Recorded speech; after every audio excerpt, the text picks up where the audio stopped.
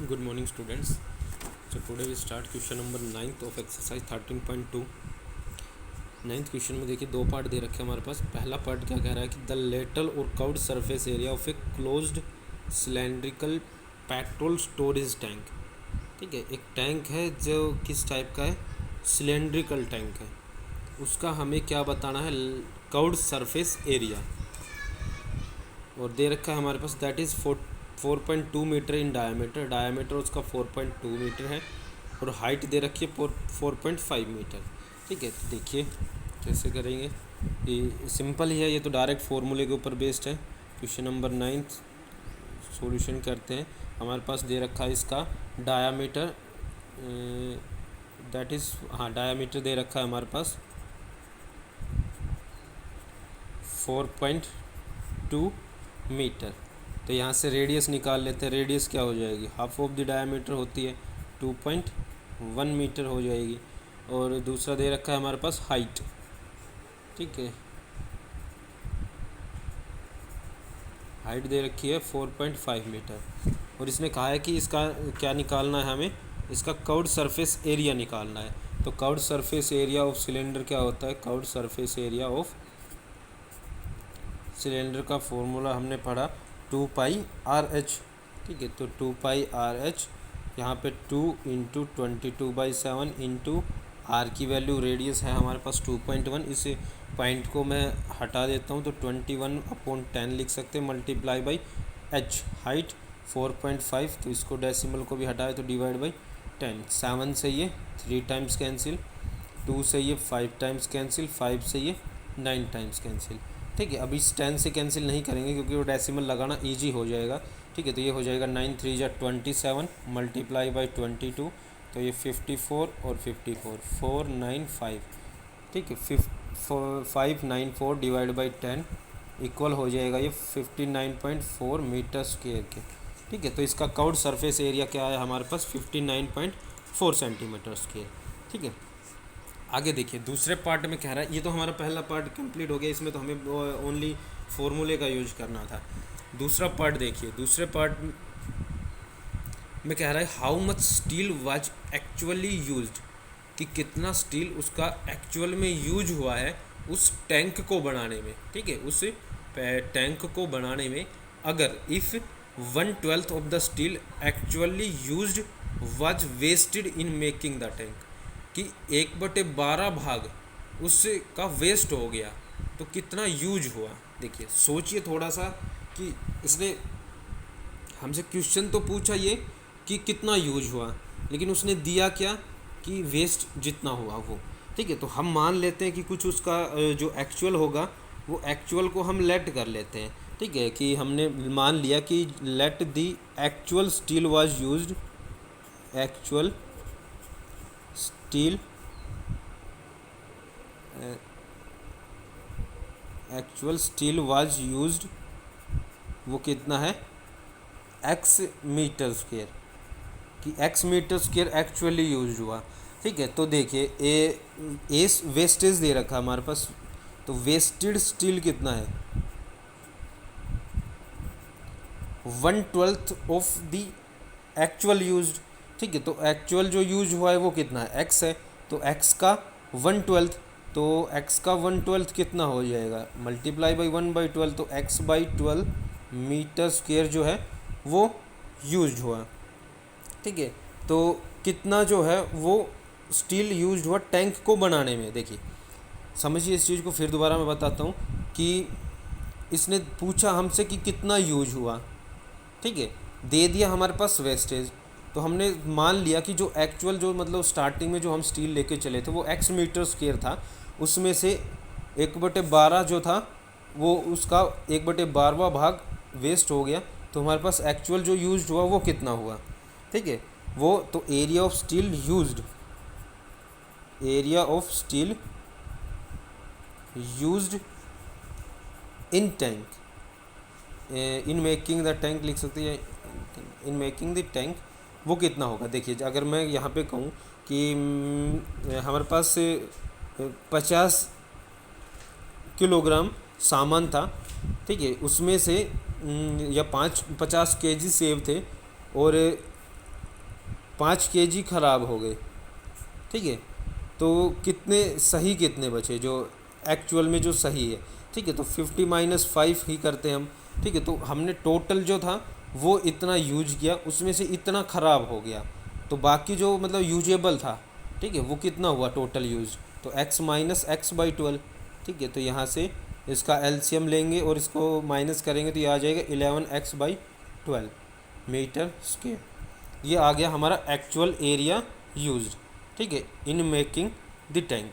Tank को बनाने में जितना एरिया यूज हुआ, अब हमें उसको कुछ मतलब वो निकालना भी पड़ेगा कि टोटल एरिया कितना यूज हुआ बनाने में, ठीक है। अभी हमने क्या निकाला था, curved surface area of cylinder, ठीक है। तो कर्व्ड का मतलब तो टोटल नहीं होता है, तो हमें क्या निकालना होगा, टोटल सरफेस एरिया, ठीक है। तो अब हम यहाँ से टोटल सरफेस एरिया और निकाल लेते हैं, total surface area of cylinder, ठीक है।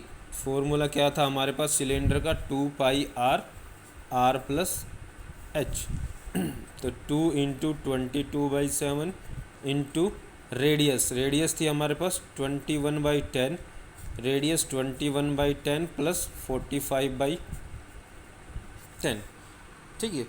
यहाँ से 2 इंटू 22/7 इंटू 21/10 इंटू, देखिए एलसीएम लेंगे तो 10 ही एलसीएम आएगा, इन दोनों को डायरेक्ट ऐड कर देते, 5 + 1 6, 4 और 2 6 डिवाइड बाई 10, कैंसिल आउट करते हैं तो सॉरी 7 से 3 टाइम्स। अब देखिए हम वही तभी कैंसिल आउट करते हैं जब वो डायरेक्ट कैंसिल आउट हो जाता है, तो यहाँ से 2 से 5 टाइम्स होगा, तो 5 से कैंसिल आउट नहीं हो रहा है तो मैं नहीं कर रहा हूँ, उसमें हमारा 5 से कैंसिल आउट हो रहा था तो हमने वहाँ पे कर लिया था। अब इसकी मल्टीप्लाई करेंगे तो हमारी मल्टीप्लाई आएगी 87.12 मीटर स्क्वायर के इक्वल, ठीक है। अब कैलकुलेट करके देख लेना, हमारा यही आएगा। अब ये टोटल सरफेस एरिया सिलेंडर को बनाने में यूज हुआ, और वहाँ पे जो हमने किया था कि कितना एरिया जो है मतलब स्टील का कितना एरिया यूज हुआ, वो था 11x/12 मीटर स्क्वायर, ठीक है। तो वो इसके इक्वल ही रहेगा, ठीक है। तो 11x/12 इक्वल हो जाएगा 87.12 के, ठीक है। तो यहाँ से निकालेंगे x की वैल्यू, तो x की वैल्यू क्या हो जाएगी 8712 डिवाइड बाई 100 मल्टीप्लाई बाई, ये रेसिप्रोकल होके जाएगा 12/11, यहाँ से 7 10 हाँ कैंसिल आउट हो जाएगा, तो 11 से 7 टाइम्स 10 बचा 1 101 9 जा 2 बचा और 11 2 जा, ठीक है। तो ये कैंसिल आउट हो गया, तो 792 मल्टीप्लाई बाई 12 करेंगे यहाँ से, ठीक है। तो ये हमारा अप्रोक्स आएगा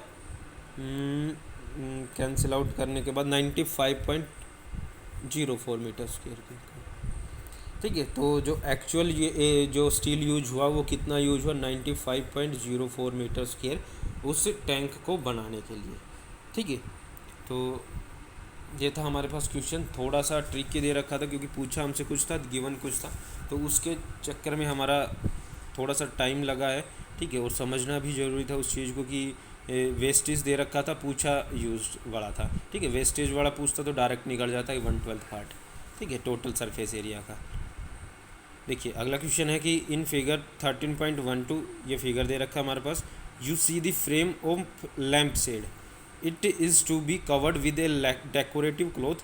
The frame has a base diameter 20 centimeter and height of 30 centimeter. A margin of 2.5 centimeter is to given for folding it over the top and bottom of the frame. Find how much cloth is required for covering the lampshade. देखिए फिर से हमारे पास ये थोड़ा सा tricky ही question हो जाएगा, ठीक है, समझने के लिए, ठीक है। तो ये इसकी बजाय हम पहले करते हैं क्वेश्चन नंबर 11, ठीक है। तो 11th क्वेश्चन को सोल्व करते हैं, मैं पढ़ता हूँ। देखिए स्टेटमेंट दे रखा है, द स्टूडेंट ऑफ ए विद्यालय were asked to participate in a competition for making and decorate pen holders in the shape of cylinder with a base using cardboard, ठीक है। वो डेकोरेटिव पेन होल्डर्स बनाना चाह रहे हैं, वो किस शेप में है, सिलेंड्रिकल शेप में, ठीक है, सिलेंडर शेप में। तो each pen holder was to be of radius 3 centimetre and height, this height दे रखी है, उसकी रेडियस दे रखी है, तो लिख लेते हैं, ठीक है। क्वेश्चन नंबर 11 10th को अभी छोड़ देना, ठीक है, क्योंकि उसमें भी हमारा टाइम लगेगा। तो रेडियस दे रखी है रेडियस है हमारे पास 3 सेंटीमीटर और हाइट दे रखी है 10.5 सेंटीमीटर। ठीक है, तो यहाँ से हम क्या निकालना होगा, पहले उस चीज़ को समझिए। ठीक है, कि उस पेन होल्डर को, मतलब जो डेकोरेटिव पेन होल्डर है वो सिलेंड्रिकल शेप में है। ठीक है, तो सिलेंड्रिकल शेप में, तो यहाँ से सिलेंडर का हम टोटल सरफेस एरिया निकाल सकते हैं डायरेक्ट ही। ठीक है, तो हमारे पास टोटल सरफेस एरिया का फॉर्मूला क्या हो जाएगा, देखिए अब टोटल सरफेस एरिया निकालना होगा, लेकिन थोड़ा सा फॉर्मूले में चेंजमेंट आएगा। वो देखिए कि क्या कहा कि स्टूडेंट ऑफ विद्यालय were asked to participate for making decorative in the shape of by using with a base. ठीक है, ये जो वर्ड यूज हुआ ना, विद ए बेस, इसने हमारा सब कुछ जो है वो फॉर्मूले को चेंजमेंट कर दिया। ठीक है, अब वो चेंज कैसे किया वो देखिए। तो अगर सिंपली जब मैंने ये इंट्रोडक्शन के लिए बताया था कि अगर मैं यहाँ पे कोई भी मान लेते हैं कि ये पेन होल्डर ये सिलेंड्रिकल शेप में ऐसा है। ठीक है, लेकिन इसने कहा कि एक ही बेस बनाना है, ना कि दोनों बेस। ठीक है, तो हमारे पास ये कर्व्ड सरफेस एरिया था। ठीक है, ये कर्व्ड सरफेस एरिया होता था, ये बाहर वाला। ठीक है, तो कर्व्ड सरफेस एरिया जो हम एरिया निकालेंगे उसमें कर्व्ड तो होगा ही होगा, लेकिन एक ही बेस होगा, चाहे वो टॉप हो चाहे बॉटम। इसने उसकी बात नहीं की, लेकिन इसने ये कहा कि एक ही बेस होगा, तो प्लस बेस ऑफ सिलेंडर। अब ये जो बेस है वो किस टाइप का है, सर्कल शेप में। ठीक है, तो फॉर्मूला यहाँ से क्या बनेगा, curved surface area 2πr/h plus base of cylinder क्या होता है, πr²। ठीक है, हम वहाँ पे टोटल सरफेस एरिया में दोनों को काउंट करते हैं कि πr² ये, πr² इसका एरिया। ठीक है, तो टोटल हमारे पास 2πr² बनता था, तो वो डायरेक्ट फार्मूला बनता था। अब हमारे पास फार्मूला ये बनेगा। ठीक है, ये तो थोड़ा ध्यान में रखना है। ठीक है, total surface area of one pen holder.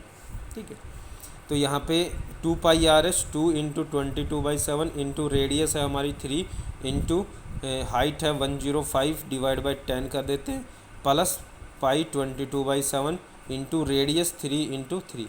इसको कैलकुलेट करते हैं। ठीक है, तो ये हो जाएगा 7 से 15 टाइम्स, 2 से ये 5 टाइम्स, 5 से ये 3 टाइम्स, तो ये हो जाएगा 3 3 जा 9 और ये 66 198। ठीक है, ये 198 प्लस ये हो जाएगा हमारा 66, ये भी फिर से 198 डिवाइड बाई 7। ठीक है, और इसको हम कैलकुलेट करेंगे तो हमारी जो वैल्यू है वो लगभग आएगी 7920 के आसपास। ठीक है, ये नहीं 7920 नहीं, हमारा अभी हमें निकालना पड़ेगा। ठीक है, तो यहाँ से इसका एलसीएम लेंगे।